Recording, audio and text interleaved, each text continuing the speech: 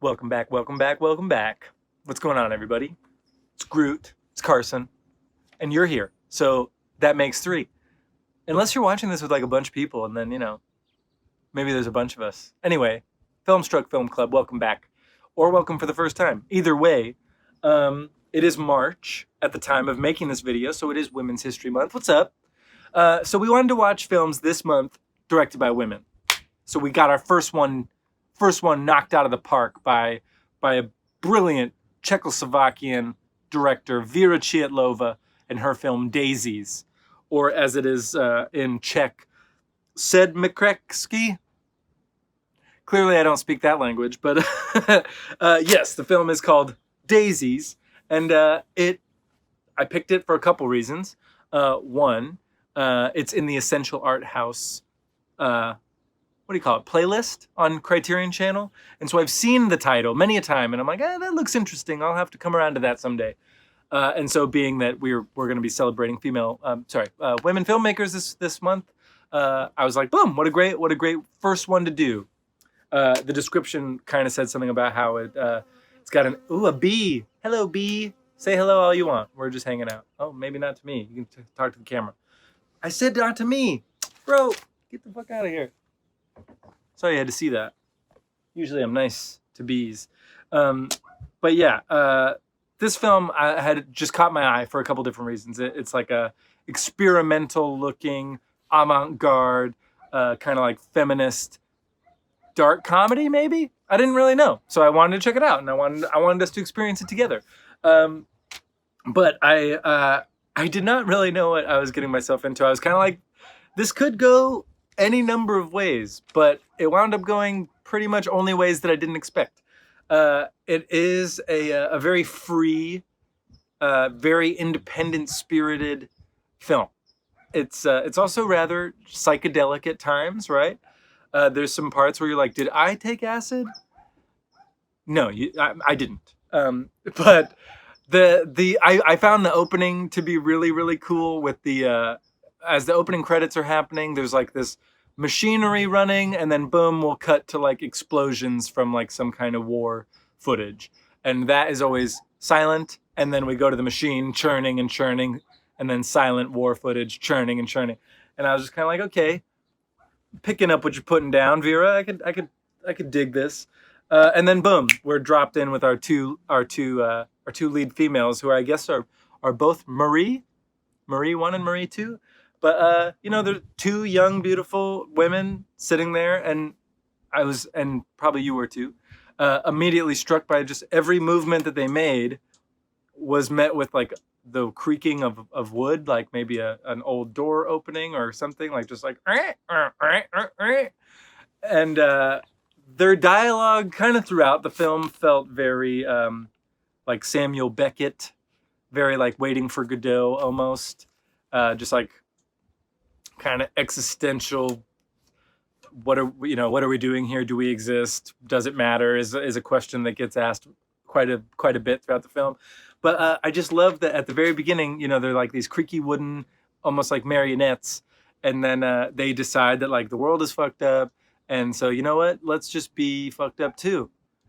And so and then immediately we start what kind of turns into a very, what's going to be kind of routine aspect of this film, where like you'll get smacked, and then like we're outside when we were in an apartment, or like you'll cross out of the frame into a room when we were outside, or whatever. And so it's like the word chaos is thrown around quite a bit when I did some research about this film. It's chaotic, it's anarchic, and all this stuff. And mostly all that they're getting at is that this movie is actively working on fucking with your expectations of what it should be, right? There's clearly a lot of like undertone to what these two women are doing in the film. There were things that like bugged me about the characters, like there's kind of like this incessant giggling that they do, right? And I'm just gonna be fully transparent. It was kind of getting on my nerves, right? And so then I was reading reviews about how like specifically men like don't like that part of this film, And I watched it with my girlfriend and my mom, and I asked them, I was like, did the giggling ever bother you? And they like didn't even know what I was talking about. So I was like, man, there are things subliminally put in this movie to fuck with the audience members that have a penis. And then I just loved that. I was like, damn, Vera, you're a ballsy lady. And I'm into this because you know, they're these two like young, beautiful women, and they're like eating constantly, which I loved. They're basically like doing everything throughout the film that women aren't supposed to do, right? And they're constantly kind of like making fun of it. And it's interesting with the 2021 lens on. It's like if you watch a film like Harley Quinn, or even this year's excellent movie Promising Young Woman. I don't know if you've seen that yet, but holy shit, it's good. Anyway, movies like these have this like feminist strength in them, and they're like very welcome cinematic things that are happening. So it was really cool to see it happening in Europe in the 60s and to like really great effect. There's there's of course like the pretty obvious symbolism of like they wind up at this apple tree and just eat the fucking apples all they want, throw them at each other and stuff. So, you know, chucking your tree of knowledge out the window. But there's also this element of like phallic food getting either eaten or just like cut with scissors. There's a lot of like sausage, banana, pickle things that are either getting eaten or cut with scissors, and it's all just very much there to, you know, it was funny. I mentioned that, right, to my girlfriend, and she like didn't put that together. And it's like, yeah, because of course the man in the audience is going to be like, you just chopping up all these dicks? What the fuck, man? Don't do that to me, right? And just instantly I'm playing right into what was trying to be told to me. So I was like, damn, this is a very effective piece of cinema here. Yeah, there's a famous feast at the end of the film that like I guess got them in trouble because, and I didn't know this, but it was actually really cool. This being like the only Czech new wave film that I'm really familiar with at this point, really made me want. There's a great watched a great thing on YouTube about it, kind of breaking down a bunch of the different films that came out of this period of this booming period of cinema in Czechoslovakia. And all of a sudden I was like, shit, I got to watch every single one of these movies. They all look awesome. But there was very much this political undertone because there's a whole lot of shit going on in that country at this time. One of which happened to be like this kind of government fiasco famine where like people are starving and the communists, I guess, were taking over. I am not the historian to be telling anybody about the splitting up of Czechoslovakia, but this feast that is laid out that our two heroes devour, I guess, like really pissed off the government. And so the film was banned in Czechoslovakia when it came out. So, yeah, I mean, it's got such a rebellious spirit. And it's a short film, too. I mean, like, it is a feature-length film, but it's like an hour and 16 minutes long. So, Groot, pay attention. So there's... Sorry, pal. There's just a lot going on. If you have a rebellious spirit, kind of like I do, this movie's gonna be great. It also really reminded me of one of my favorite things we've ever watched in this club, Celine and Julie Go Boating, which is a Jacques Rivette French film from like 10 years later, like 1974, I think, that film came out. Mind you, it's 3 times the length of Daisies. But similarly, it's two dear friends who kind of challenge feminine norms in a male-dominated society, and both like with a very sharp wit and sense of humor. The nice thing about Daisies, obviously, is it came before, and it has a stronger feminine voice because it's a woman that made the film. She wrote and directed it, and you know, there's just crazy imagery in it. There's like an iconic shot of, it's like either sped up or rewound, I couldn't even really tell, of a train, and you see the tracks and it's all like kind of trailing like you're on acid or something. So that's kind of cool. And there's a part where they like literally cut themselves up with scissors, and it's kind of a cool like green screen moment. There's just a lot of dope shit going on, and then it's all kind of, the message is all kind of brought at the end where it's almost like they do what they're supposed to do.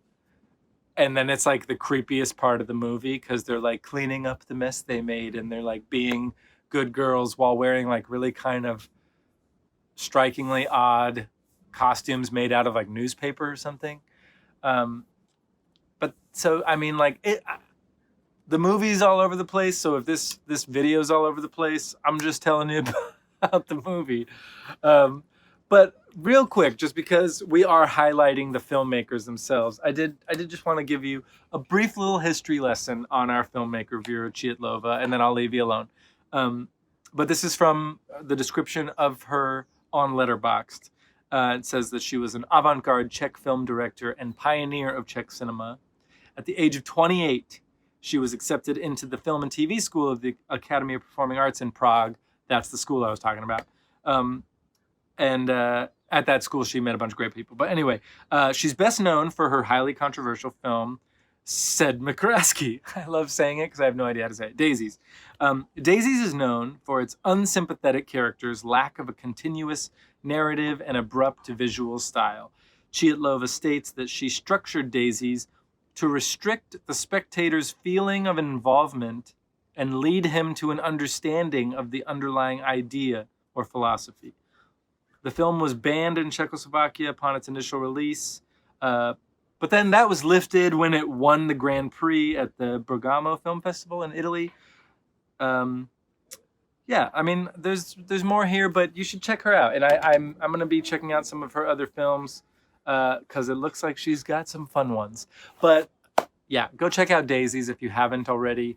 I watched it on the Criterion Channel, but it is also available on HBO Max and Canopy. If you have that, you can also always rent it.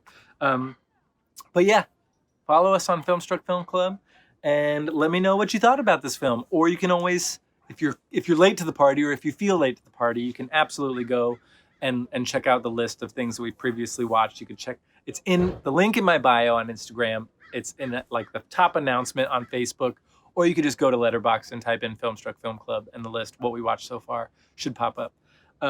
Yeah, I'm so glad that we watched this movie, and I'm glad that you stuck around for this video. Groot and I are going to pick another terrific film for us to watch this next week, so I hope you'll join us for that as well. But until then, see you later. Enjoy Daisies, and enjoy your Women's History Month. If you find out something great about a woman that you didn't know about, tell more people and let everybody know, because we all deserve to know about great people. So keep it real. Much love. See ya.